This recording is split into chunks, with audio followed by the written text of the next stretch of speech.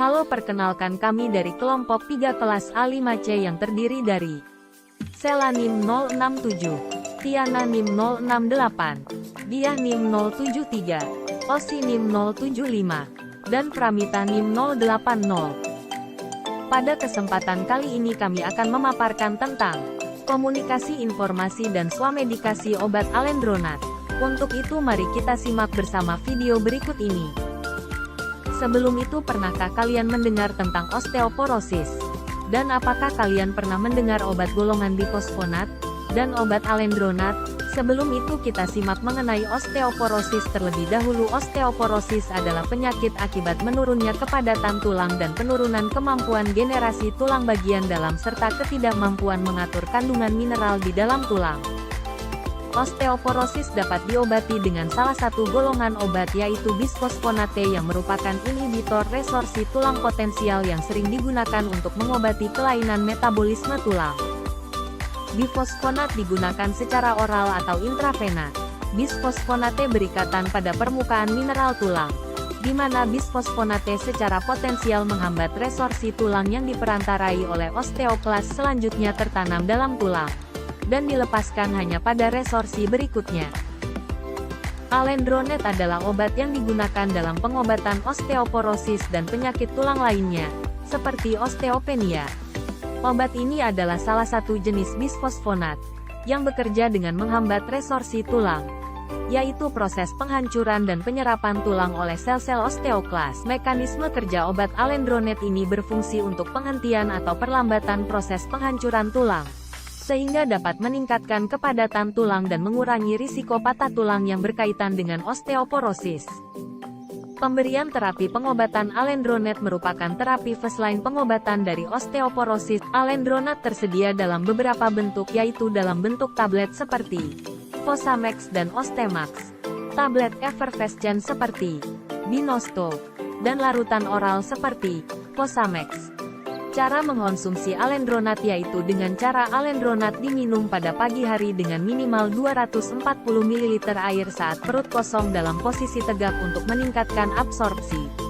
Pasien harus tetap dalam posisi tegak selama 30 menit setelah mengkonsumsi alendronat dan sebelum makan pertama pada hari tersebut.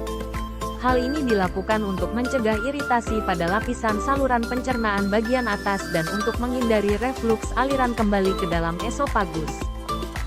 Untuk sediaan larutan oral alendronat, minumlah seperempat cangkir, 59 ml, air segera setelah obat alendronat diminum. Hal ini akan memungkinkan obat mencapai usus dan diserap lebih cepat oleh tubuh.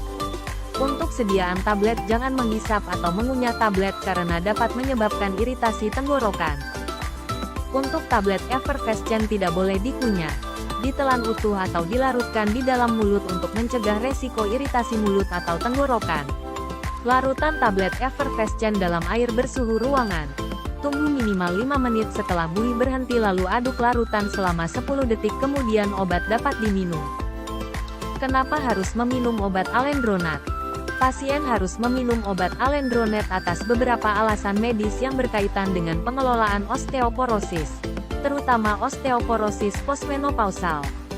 Alendronat sering diresepkan kepada wanita pasca menopause karena mereka memiliki peningkatan risiko osteoporosis sebagai akibat dari penurunan kadar hormon estrogen.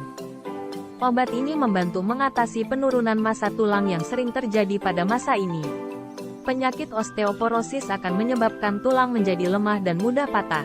Adapun efek samping dosis harian alendronat yaitu sakit perut 2,1–6,6%, nyeri muskuloskeletal, tulang, otot dan sendi 4,1%, regurgitasi asam 2–4,1%, perut kembung 2,6–4,4%. Berikut cara penanganan efek samping. Yang pertama yaitu konsultasikan dengan dokter. Kedua, ikuti petunjuk penggunaan. Ketiga, minum dengan air dan di pagi hari. Keempat, NBSP. Perhatikan efek samping yang umum. Kelima, tindakan pemantauan. Keenam, jangan hentikan penggunaan secara tiba-tiba. Kapan sebaiknya berhenti menggunakan bifosfonat? Penggunaan jangka panjang NBP terus-menerus dapat menyebabkan osteonekrosis of the jaw. khususnya pada pasien yang baru menjalani operasi maksilofasial atau rongga mulut, sehingga dianjurkan bagi pasien dengan risiko rendah fraktur. Obat dihentikan atau drug holiday setelah terapi 3-5 tahun. Sekian informasi yang dapat kami sampaikan. Semoga informasi tersebut bermanfaat dan terima kasih.